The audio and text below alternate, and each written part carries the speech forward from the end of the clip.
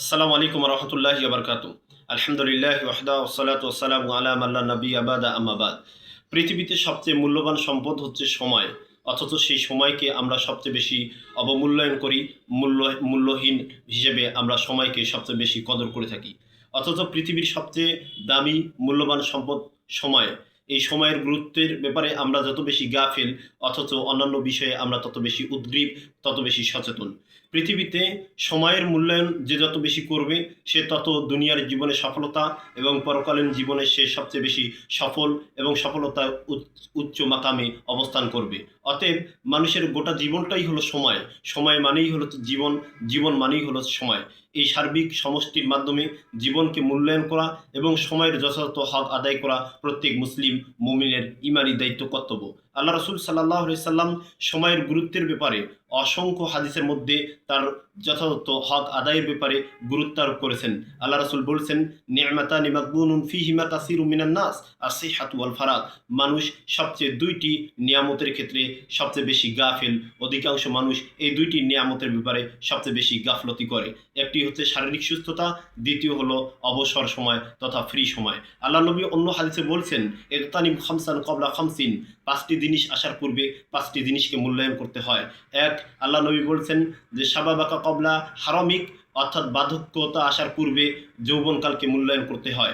দুই, অসুস্থতা হওয়ার পূর্বে সুস্থতাকে মূল্যায়ন করতে হয়। তিন, দারিদ্রতা আসার পূর্বে সচ্ছলতাকে মূল্যায়ন করতে হয়। চার, ব্যস্ততা আসার পূর্বে অবসর সময়কে মূল্যায়ন করতে হয়।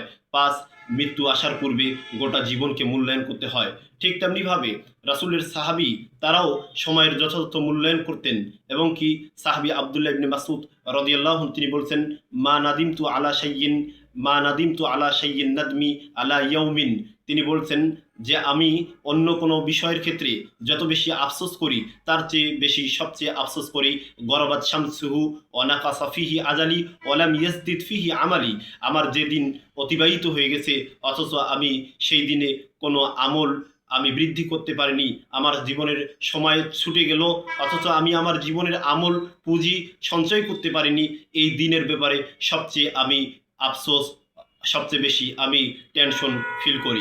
সুতরাং আবদুল্লাহ ইবনে মাসউদ রাদিয়াল্লাহু আনহু তিনি সাহাবী, তিনি যদি এভাবে বলতে পারেন যে সময়ের গুরুত্বের ব্যাপারে তিনি যেভাবে আফসোস করছেন, তার দিন অতিবাহিত হলো অথচ তিনি আমল বৃদ্ধি করতে পারেননি। সুতরাং এই বক্তব্য দ্বারাও বোঝা যায় যে সাহাবীগণ সময়ের সচেতনতার ব্যাপারে, সময়কে মূল্যায়ন করার ব্যাপারে তারা যথেষ্ট ভূমিকা পালন করেছেন। ঠিক তেমনিভাবে হাসান বসরি রাহিমাহুল্লাহ তিনিও বলছেন যে আদরাকতু আকওয়ামান, আমি রাসূলের অনেক সাহাবীকে পেয়েছি যারা সময়ের সচেতনতার ব্যাপারে সবচেয়ে বেশি গুরুত্ব দিতেন। এবং কি তিনি বলছেন যে তোমরা যেভাবে টাকা পয়সা ধন দৌলতকে যেভাবে মূল্যায়ন করো, অথচ রাসূলের সাহাবীগণ টাকা পয়সা ধন দৌলতের চাইতে তারা সময়কে যথাযথভাবে মূল্যায়ন করত এবং সময়ের ব্যাপারে তারা উদগ্রীব থাকতো। সুতরাং এই বক্তব্যের দ্বারা স্পষ্ট আমরা বলতে চাই, সময়ের মূল্যায়ন মানেই হচ্ছে জীবনকে মূল্যায়ন, জীবনকে মূল্যায়ন মানেই হচ্ছে সময়ের মূল্যায়ন। অতএব আমাদের দুনিয়ার জীবনের সফলতা এবং পরকালীন জীবনের মুক্তি উভয়টি মূলত সময়ের মূল্যায়নের মধ্যে নির্ভর করে। অতএব আসুন আমরা সময়ের যথাযথ হক আদায় করি, সময়কে মূল্যায়ন করি, সময়ের মাধ্যমে